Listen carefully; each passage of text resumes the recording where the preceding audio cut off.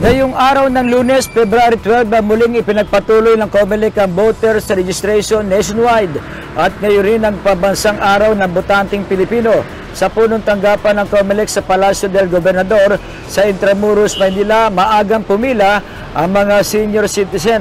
Ayon kay COMELEC Commissioner Amy Perolino, ngayon din ang simula ng Register Anywhere program.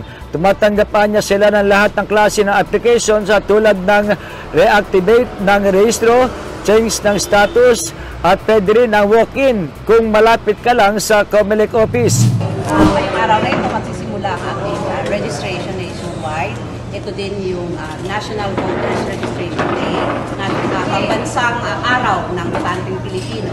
Ibig sabihin, ang kick-off natin ng ating pagsisimula ng pagtanggap ng lahat ng mga applications for registration, transfer, and any other type of application ay magsisimula ngayong araw na to.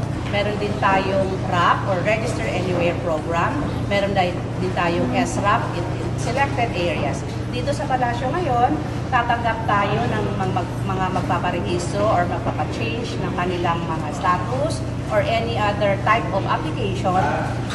Tinatanggap po namin ang lahat na pumupunta dito regardless kung saan yung lugar nila. So walk-in, pwede namin i-cater. But mostly yung mga nandito, yung nabigyan namin ng information, yung malapit sa Intramuros. Pero kung may pupunta dito na taga-ibang lugar, tatanggapin po natin today dito sa ground floor ng Palasyo del Gobernador.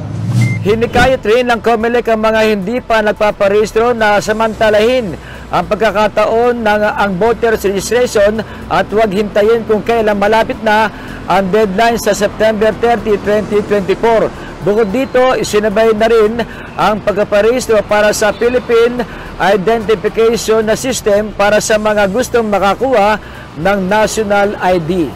Para sa MBC Network News, ito si Boy Gonzales, tuloy-tuloy sa pagbabalita, tuloy-tuloy sa serbisyo, sama-sama tayo Pilipino.